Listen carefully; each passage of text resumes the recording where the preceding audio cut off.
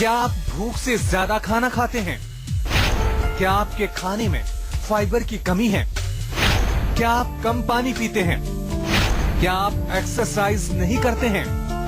तो हो जाइए सावधान, आप हो सकते हैं कब्ज के शिकार। क्या बूढ़े क्या बच्चे आजकल सभी कब्ज की समस्या से परेशान रहते हैं। तो डॉक्टर साहब से सबसे पहले जान लेते हैं कि क्या कब्ज की बीमारी होती है। आयुर्वेद में इस बीमारी को लेकर डॉक्टर साहब क्या क्या बताया गया है। कब्ज क्या है इसको जानना बहुत जरूरी है, क्योंकि बहुत सारे लोगों को इसका पूर्ण रूप से इसकी डेफिनेशन नहीं मालूम होती, इसका पूरा अर्थ मालूम नहीं होता। इसलिए लोगों को अगर पूछें तो कब्ज के अलग अलग अर्थ वो लगाते हैं। कुछ लोग कहते हैं कि अगर पूरा पेट साफ नहीं होता तो कब्ज है। कुछ लोग कहते हैं कि हमें दिन में 3-4 बार जाना पड़ता है, वो भी कहते हैं हमें कब्ज है। कुछ लोगों को मोशन बिल्कुल नहीं आता तो वो कहते हैं कब्ज है। आमतौर पर अगर देखा जाए तो 24 घंटे के अंदर एक बार हमें बाउल मूवमेंट्स हमारी होनी चाहिए, एक बार पेट साफ हमारा होना चाहिए। अगर वो नहीं होता है तो उसको हम कब्ज कह सकते हैं। आयुर्वेद की दृष्टि से अगर हम बात करें तो आयुर्वेद में इस रोग का वर्णन काफी विस्तार से किया है। उसका जो है हम वात, पित्त और कफ के साथ भी उसका संबंध बनाते हैं कि वात के कारण कब्ज या पित्त के कारण कब्ज या कफ के कारण कब्ज है। तो इसलिए अगर एक बार आपका मोशन क्लियर नहीं होता है 24 घंटे के अंदर तो आप कब्ज के शिकार हैं। ये एक बड़ी कॉमन सी डेफिनेशन है। इसके अतिरिक्त और भी इसके मीनिंग्स हैं, यानी कि यदि के आप जाते हैं लेकिन आपका पेट साफ नहीं होता। बहुत लोग इस तरह की शिकायत करते हैं कि जी मोशन तो हमारा रोज होता है लेकिन सेटिस्फेक्शन नहीं होता या पूरा क्लियर नहीं होता है। तो ये भी हम इसको कब्ज के अंडर जरूर लेते हैं। या 2-3 बार आपको जाना पड़ता है फिर भी पेट साफ नहीं होता, इसको भी कब्ज के अंडर हम ले सकते हैं। लेकिन यहाँ पर कारण हमारे अलग अलग हो जाते हैं। और कुछ लोग तो बिल्कुल जो हम कहें कि टिपिकली जो कॉन्स्टिपेशन के पेशेंट हैं वो लोग हैं जिनको कि 2 दिन के बाद 3 दिन के बाद मोशन आता है। कुछ तो ऐसे लोग हैं कि सप्ताह में एक बार ही जाते हैं, तो वो डेफिनेटली एक कॉन्स्टिपेशन के पेशेंट हम कह सकते हैं उनको। एक कॉलर हमारे साथ जुड़ गई है, बीना है हरियाणा से। क्या जानना चाहती हैं बीना आप? जी मैं जानना चाहूंगी, मेरे हेड पेन होता है, इसका कोई इलाज हो सकता है? देखिए, हेडेक जो होता है, सिर में दर्द, उसका इलाज बहुत होता है, आयुर्वेद में बहुत अच्छा होता है। लेकिन सबसे पहले ये जानना चाहिए कि दर्द का कारण क्या है। कब्ज है, एसिडिटी है, गैस है या कोई गर्दन में दर्द है। कई लोगों को सर्वाइकल की वजह से सिर में दर्द होता है, चक्कर भी आते हैं उसमें। किसी किसी को जो है नाक की वजह से होता है, साइनोसाइटिस जिसको कह देते हैं, नाक बंद हो जाता है। किसी लोगों को ये भी होता है कि बहुत ज्यादा मानसिक तनाव है, टेंशन है, नींद नहीं आती ठीक से, उसके कारण भी सिर दर्द हो सकता है। या हमारा जो खून का जो संचार है, यानी कि ब्लड सर्कुलेशन कमजोर पड़ने से यदि मस्तिष्क में हमारे ब्लड पूरा नहीं जाता, सर्कुलेशन स्लो रहता है, लो ब्लड प्रेशर रहता है, तो भी सिर दर्द हो सकता है। तो सिर दर्द के काफी सारे कारण हैं। आपसे निवेदन मेरा ये है कि एक बार हमारे डॉक्टर से जरूर बात कर लें, ताकि ये हम पता लगा सकें कि सिर दर्द का मूल कारण क्या है आपका। तब तक आप एक काम करना शुरू करिए कि थोड़ा सा तिल का तेल लेके हल्का सा गुनगुना कर लीजिए उसको। मेरा ये है कि एक बार हमारे डॉक्टर से जरूर बात कर लें, ताकि ये हम पता लगा सकें कि सिर दर्द का मूल कारण क्या है आपका। तब तक आप एक काम करना शुरू करिए कि थोड़ा सा तिल का तेल लेके हल्का सा गुनगुना कर लीजिए उसको और सिर में अच्छी तरह से मालिश करिए उसे। सप्ताह में 2-3 दिन मालिश करिए। नाक में बादाम का तेल सोने से पहले आपको डालना है। दोनों नासिकाओं में 3-4 बूंद बादाम का तेल डालिए, उससे भी आपको रिलीफ मिलेगा। तो अब डॉक्टर साहब से जान लेते हैं कि कब्ज होने की वजह क्या क्या होती है डॉक्टर साहब। आमतौर पर देखिए, अगर इंडाइजेशन आपको है, अपच जिसको हम कहते हैं, अजीर्ण कहते हैं, तो वो एक मेन कारण है। अगर खाना ठीक से पचेगा नहीं तो अनेक प्रकार के आपको जो टॉक्सिन्स आपकी आंतों में बनते हैं, कॉन्स्टिपेशन उससे होता है। या हम जिसको आम कहते हैं कि आम बन रहा है अंदर, वो भी एक कारण होता है।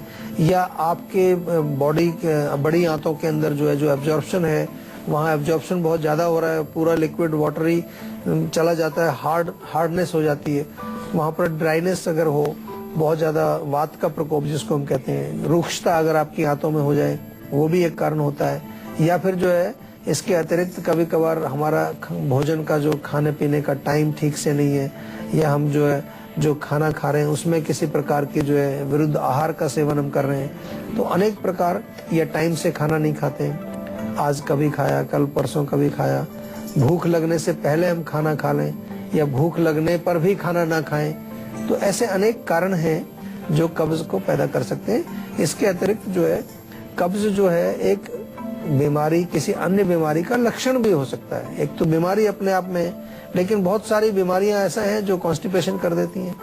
कभी कभार जो है, अगर वजह की बात करें तो कुछ लोग जो एलोपैथिक दवाइयां ले रहे होते हैं उनको भी कॉन्स्टिपेशन हो जाती है उसकी वजह से। बहुत लोग कंप्लेन करते हैं कि जी ये दवाई ली थी, पेन किलर लिया था या कोई और एंटीबायोटिक ली थी तो कॉन्स्टिपेशन हो गया। तो अन्य औषधियों के कारण भी आपको कॉन्स्टिपेशन हो सकता है। तो अनेक प्रकार के कारण इसके हैं। कारण को समझना बहुत जरूरी है, क्योंकि हम बार बार आपको कहते हैं कि कारण को एक बार अगर आपने समझ लिया तो निवारण उसका आसान हो जाता है। एक और कॉलर हमारे साथ जुड़ गई है, ममता है लुधियाना से। क्या जानना चाहती हैं आप? जी मेरे हेयर फॉल की प्रॉब्लम है। हेयर फॉल कितना पुराना है जी आपको? 4 साल। अच्छा, तो अभी क्या इलाज कर रहे हैं उसका? कुछ नहीं, अंडा लगा लेती हूँ। अंडा? हाँ जी, और तो नारियल उससे का तेल। कुछ फर्क पड़ता है उससे? नहीं, हाँ थोड़ा बहुत, पर इतना नहीं, ज्यादा नहीं। उपचार करते समय यदि आपको रिलीफ नहीं मिल रहा है पूर्ण रूप से, तो इसका मतलब या तो कहीं उपचार में कमी हो सकती है, या फिर जो है आप जो उपचार ले रहे हैं वो सही रूप से आपके रोग के रूट कॉज को ठीक नहीं कर पा रहा है। अगर टेम्परेरी रिलीफ आपको मिलता है तो फिर डेफिनेटली वो केवल लक्षणों पर काम कर रहा है, वो आपका जो इलाज है, लेकिन रूट कॉज को वो ठीक नहीं कर पा रहा है। इसलिए हम आपको बार बार कहते हैं कि आयुर्वेद में रूट कॉज को समझना चाहिए। हेयर लॉस के बारे में पहले भी हम कई बार बता चुके हैं। हेयर लॉस जब होता है तो उसमें आमतौर पर पित्त का प्रकोप हम मानते हैं, इसलिए गर्म चीजों का सेवन आप बिल्कुल बंद कर दीजिए। यानी कि बहुत ज्यादा तीखी चटनी, इमली, अमचूर, लाल मिर्च, अचार, खटाई या कोई भी जो चीज जिसको हम कहते हैं कि तासीर जिसकी गर्म होती है वो आप ना खाएं। उसमें पालक भी आता है, टमाटर भी आता है, कोई भी खट्टी चीज आती है, दही भी आता है उसमें। ये चीजें आप अगर जो सेवन नहीं करेंगे तो आधा काम आपका यहाँ से हो जाएगा। अब दूसरा है कि बॉडी के अंदर आपको ऐसी चीजें सेवन करनी है जो पित्त को ना बढ़ाएं। आंवले का चूर्ण बहुत बढ़िया काम करता है। 1-1 चम्मच सुबह शाम लें। आंवले के चूर्ण का पेस्ट बना करके बालों पर सप्ताह में एक बार लेप करें। भृंगराज का तेल आप जीवा से मंगा लीजिए, बहुत अच्छा काम करता है। साथ में आंवला शैम्पू भी मंगा लीजिए। या फिर हेयर लॉस का पूरा एक पैक हमारा मिलता है जो बहुत कारगर है, हजारों लोग उसको प्रयोग कर चुके हैं, उनको लाभ मिलता है, वो आप मंगा सकते हैं। ये मैं आपको बार बार कहता हूँ कि कोई भी रोग हो, रिस्पॉन्सिबिलिटी आपकी है। रोग आपके शरीर के अंदर आया है, आपके घर के अंदर कोई विकृति आई है एक तरह से, तो उसको ठीक करने का दायित्व भी आपको समझना चाहिए, लेना चाहिए। रिस्पॉन्सिबिलिटी आपको लेनी चाहिए। डॉक्टर आपका केवल एक सलाहकार होता है, एक मददगार होता है, एक गाइड के रूप में डॉक्टर काम करता है। आयुर्वेद में हमारी चिकित्सा पद्धति जो होती है, क्योंकि हम दवाई आपको दे देते हैं, डाइट चार्ट आपको दे देते हैं, समझा भी देते हैं कि क्या करना है क्या नहीं करना है, लेकिन फिर यदि आप रिस्पॉन्सिबिलिटी नहीं लेते हैं और उसको सही प्रकार से इलाज को नहीं करते हैं तो फिर आपका रोग ठीक नहीं हो पाता है। इसलिए आपसे बार बार हमारा निवेदन है कि आप जो भी उपचार करें आयुर्वेद में उसको पूर्ण रूप से करें। दवाइयाँ भी खाएं, परहेज भी करें, और जो भी आपको हिदायतें दी जाती है हमारे डॉक्टर्स के माध्यम से उनको अवश्य पालन करें, ताकि आपका रोग बिल्कुल जड़ से ठीक हो जाए। तो अब डॉक्टर साहब से जान लेते हैं कि डॉक्टर साहब ये कैसे पहचाना जाए कि हमें कब्ज हो गया है? कोई लक्षण होते हैं इसके? लक्षण डेफिनेटली होते हैं। सबसे बड़ा लक्षण तो ये है कि अगर आपका पेट साफ नहीं होगा, मोशन आपको नहीं आएगा, 1 दिन नहीं आएगा, 2 दिन नहीं आएगा, तो ये एक सबसे बड़ा लक्षण है। इसके अलावा पेट में जो है गैस बनना, अफारा होना, एसिडिटी होना, या फिर जो है हल्का हल्का सा जो है वहाँ पर मोशन के साथ आपको कई बार आम आ जाता है, वो भी एक इसका लक्षण है। या आपको भूख कम लगती है, या भूख का कोई एक तरह से रेगुलर एपेटाइट आपकी नहीं है, कभी लगी कभी नहीं लगी है, खाना पचता नहीं है, आपको डकारें आती हैं, एसिडिटी हो जाती है, गैस बहुत ज्यादा बनती है, विंड फॉर्मेशन हो जाती है, तो ये तमाम लक्षण जो है कब्ज के साथ हम इनको जोड़ते हैं। एक कॉलर हमारे साथ जुड़ गए हैं, अमित है फरीदाबाद से। क्या जानना चाहते हैं आप? नमस्कार डॉक्टर साहब, मैं अमित बात कर रहा हूँ फरीदाबाद से। जी। मैं आपसे जानना चाहता हूँ कि मुझे गॉल ब्लैडर स्टोन की समस्या है। अच्छा। पिछले 1 साल से मुझे 8 mm का गॉल ब्लैडर का स्टोन है, तो मुझे डॉक्टर्स ने हमेशा इसके लिए यही सजेस्ट किया है कि आप इसके लिए ऑपरेशन करवा लीजिए और उसके साथ में वो गॉल ब्लैडर को रिमूव कर देंगे। जी तो देखिए, इसमें आमतौर पर ये सलाह दी जाती है डॉक्टर्स की, और वो सलाह इसलिए दी जाती है क्योंकि गॉल ब्लैडर के स्टोन निकालने के लिए कोई रास्ता नहीं होता है। तो आयुर्वेद में कुछ औषधियां हम देते हैं जरूर, 3-4 महीने का एक कोर्स होता है, उसको आप जरूर लीजिए। उसके पश्चात जो रिजल्ट होता है उसके आधार पर आगे का हम जो ट्रीटमेंट प्लान करते हैं। कभी कभार लोगों की स्थिति ऐसी भी होती है कि उनको हम पूर्ण रूप से नहीं लाभ पहुंचा सकते या उन पर दवाई कोई काम नहीं करती, तो उसके बाद हम भी कई बार बताते हैं कि ऑपरेशन करा सकते हैं। कम से कम इतना जरूर हम करते हैं कि जो रोग के लक्षण हैं, लक्षणों को हम बिल्कुल जो है कंट्रोल कर सकते हैं, उनको ठीक कर सकते हैं। किसी प्रकार की आपको दर्द होती है पेट में, कोई नौसिया रहता है, और जो भी लक्षण इसके होते हैं रोग के, उनके ऊपर डेफिनेटली हमने फर्क देखा है काफी। लेकिन जहां तक जो स्टोन की बात है, स्टोन का कितना रिजल्ट मिलता है ये 3-4 महीने की दवाई के पश्चात ही पता चलेगा आपको। तो डॉक्टर साहब, क्या कब्ज के ज्यादा टाइम रहने से शरीर या पेट में बीमारियां हो जाती हैं? बहुत सारी बीमारियां होती हैं। अगर कॉन्स्टिपेशन आपको है तो आमतौर पर आपको शायद पर नहीं मालूम होगा, जिन लोगों को पाइल्स की प्रॉब्लम होती है, हेमोराइड्स जिसको हम कहते हैं, वो कब्ज की वजह से ही होता है।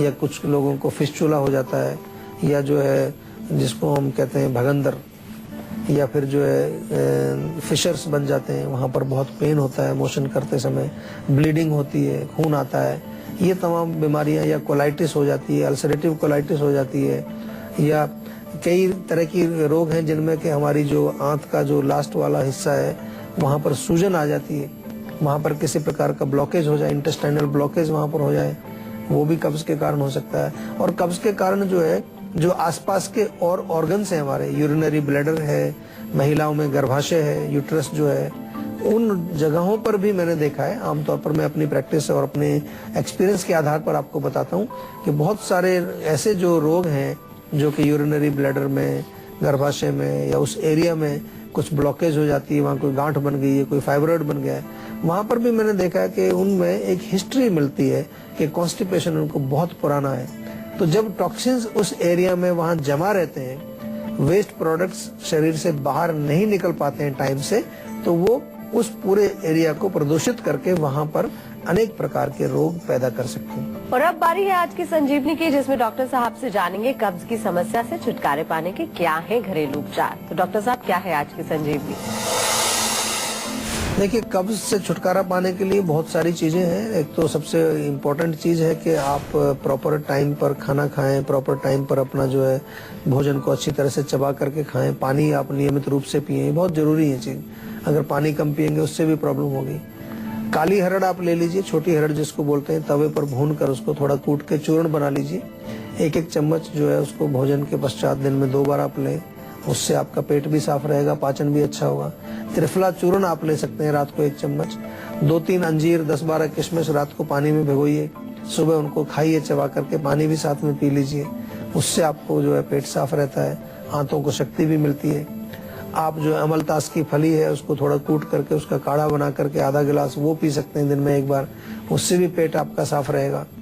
या कास्टर ऑयल मिलता है बाजार में, 1 चम्मच बड़े वाला कास्टर ऑयल आप रात को ले लें तो उससे भी आपका पेट साफ होगा। तो अनेक हम जो है इसके उपयोग कर सकते हैं उपचार के रूप में। लेकिन सबसे इम्पोर्टेंट चीज है कि मूल कारण को ठीक करना जरूरी। केवल आप लेक्सेटिव लें और पेट साफ होता रहे तो वो ठीक है, लेकिन जड़ को मिटाना बहुत जरूरी है। बहुत सारे पेशेंट मैंने देखे हैं कि वो बस लगातार कुछ ना कुछ खाते रहते हैं जी, रात को ये लेते हैं, सुबह उठ के पानी पी लेते हैं, गर्म पानी पीते हैं, 2-3 गिलास पानी पीते हैं, उससे मोशन होता है। तो वो ठीक है, लेकिन कारण क्या है? आंतें कमजोर हैं, वायु का प्रकोप है, पित्त का प्रकोप है, आम बना हुआ है, इंडाइजेशन है, कि उसको ठीक करना बहुत जरूरी होता है। और उसके लिए बहुत अच्छे उपचार आयुर्वेद में है। मैं आपको फिर कह दूं कि कब्ज को आप जो है हल्के में मत लीजिए। कॉन्स्टिपेशन एक ऐसा रोग है कि अगर ये आप इससे पीड़ित हैं तो ये अनेक रोगों को पैदा करेगा आपके शरीर में, और इसको जल्द से जल्द आपको ठीक करना चाहिए, क्योंकि ये वो पदार्थ हैं, जो टॉक्सिन्स हैं, जो वेस्ट प्रोडक्ट हैं, जो हमारे मेटाबॉलिज्म के बाई प्रोडक्ट्स हैं, वो शरीर में हमें उनको कहीं पर उनकी आवश्यकता नहीं पड़ती, उनको हमें बाहर निकालना चाहिए जल्दी से जल्दी। तो अब डॉक्टर साहब से जान लेते हैं कि कब्ज से बचने के लिए खाने पीने में अगर कोई परहेज या डॉक्टर साहब कोई सावधानी बरतनी चाहिए तो वो क्या है? हरी सब्जियां खाएं, फ्रूट्स खाएं, फाइबर वाली चीजें ज्यादा खाएं, गुनगुना पानी पिए दिन में, बहुत अच्छा रहेगा। उसमें थोड़ा नींबू, हल्का सा नमक डाल करके पिए, उससे बहुत फर्क पड़ेगा। ठंडी चीजों का सेवन ना करें, रूखी सूखी चीजों का सेवन ना करें, वातवर्धक भोजन, बादी वाली चीजें ना खाएं। तो ये करेंगे तो पेट आपका साफ रहेगा। और इसके अतिरिक्त जैसा हम बार बार कहते हैं कि अगर आप जो है थोड़ा अपनी दिनचर्या के रूप से शरीर में थोड़ा व्यायाम करें, मालिश करते रहें, नाभि पर तेल लगाएं, थोड़ा सा शरीर में पूरे में तेल लगाएं, तो आप कब्ज से बचे रहेंगे। अगर आप भी चाहते हैं कि बीमारियां आपके पास न फटके और आप फिट और हेल्दी बने रहें, तो आप इस नंबर पे कॉल करके 0129 4040 404 पर